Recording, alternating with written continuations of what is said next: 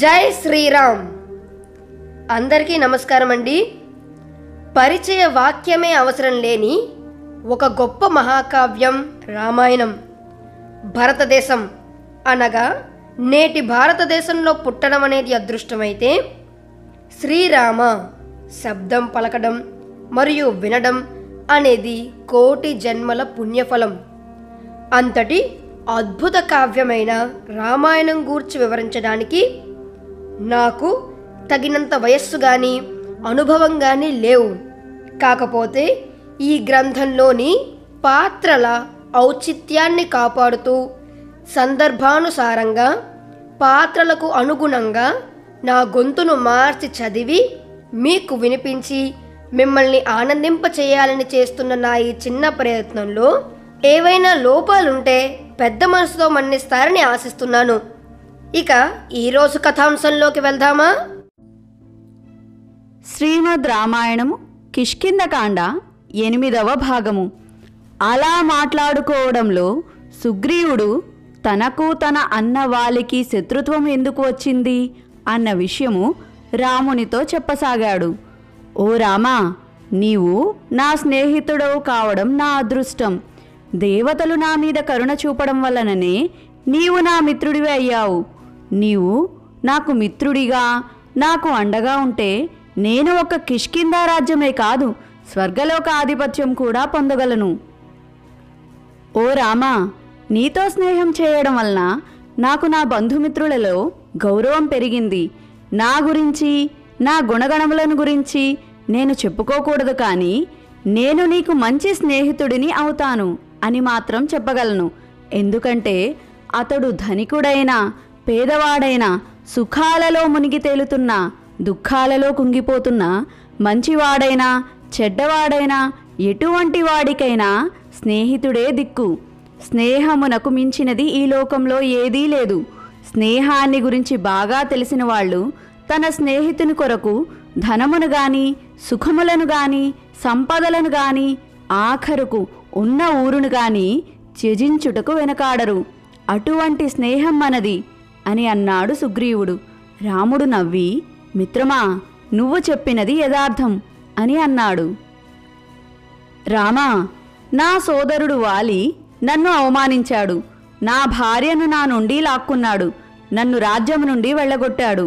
వాలికి భయపడి నేను ఇక్కడ తలదాచుకున్నాను.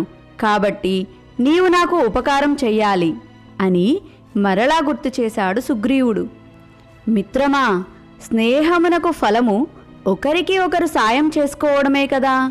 ఒకరికి ఒకరు అపకారం చేసుకోవడం శత్రువుల లక్షణం. నేను నీ మిత్రుడిని కాబట్టి నీకు అపకారం చేసిన వారిని వధించి నీకు మేలు చేస్తాను అని ప్రతిజ్ఞను గుర్తు చేశాడు రాముడు. సుగ్రీవుడు చాలా దీనస్థితిలో ఉన్నాడు. అందుకని రామునికి పదే పదే గుర్తు చేస్తున్నాడు.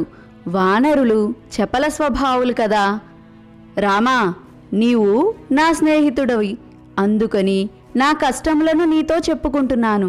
సాయం చెయ్యమని పదే పదే అడుగుతున్నాను. ఏమీ అనుకోకు. నీతో నా కష్టాలన్నీ చెప్పాలని ఉంది, కానీ నోరు పెగలడం లేదు అని కన్నీరు కారుస్తున్నాడు సుగ్రీవుడు. అతి కష్టం మీద తన దుఃఖమును ఆపుకుంటూ సుగ్రీవుడు రామునితో ఇలా అన్నాడు. నీకు చెప్పాను కదా, వాలి నా అన్న చాలా బలవంతుడు. నన్ను తిట్టాడు, అవమానించాడు, రాజ్యము నుండి వెళ్ళగొట్టాడు. నేను నా భార్యను నా ప్రాణం కంటే ఎక్కువగా ప్రేమించాను. అటువంటి భార్యను నా నుండి దూరం చేశాడు. నా అన్న వాళ్ళందరినీ బంధించాడు. నన్ను చంపడానికి ఎంతో మందిని పంపాడు. నేను వారి అందరినీ చంపాను. అందుకే నిన్ను చూసినప్పుడు కూడా నీవు వాలి పంపిన వాడివి అని అనుమానించాను, భయపడ్డాను. శరీరంలో భయం ఉంటే దేనిని చూసి అయినా భయపడడం మానవ స్వభావం కదా. ఇంకా మా వానరుల సంగతి చెప్పాలా? ఇదిగో, హనుమంతుడు మొదలగు వారు నా వెంట ఉన్నారు కాబట్టి ధైర్యంగా ఉండగలుగుతున్నాను. వీళ్లే నేను నమ్మిన స్నేహితులు. అనుక్షణం నన్ను కంటికి రెప్పలా కాపాడుతున్నారు. ఇది నా వృత్తాంతము. ఇంతకన్నా వివరములు అనవసరం అనుకుంటున్నాను. వాలి నాకు శత్రువు. వాలి నా సోదరుడే అయినప్పటికీ వాలి చస్తేనే గాని నా దుఃఖము ఉపశమించదు. నా సమస్త దుఃఖములకు కారకుడు వాలి. నా సుఖజీవనము వాలి మరణం మీద ఆధారపడి ఉంది. రామా, నా దుఃఖమునకు కారణము, నా దుఃఖము ఎలా తీరుతుందో వివరంగా చెప్పాను. కష్టాలలో ఉన్న మిత్రుడికి మిత్రుడే గతి కాబట్టి ఒక మిత్రుడిగా నాకు సాయం చెయ్యి అని అన్నాడు సుగ్రీవుడు. రాముడికి ఒక విషయం బోధపడటం లేదు. సుగ్రీవుడు ఇన్ని విషయాలు చెప్తున్నాడు గాని అసలు తనకు వాలికి ఎందుకు వైరం వచ్చిందో చెప్పడం లేదు. అడిగితే కానీ చెప్పేటట్టు లేడు అని అనుకున్నాడు. మిత్రమా సుగ్రీవా, నీకు నీ అన్న వాలికి వైరం ఎందుకు? దేని గురించి?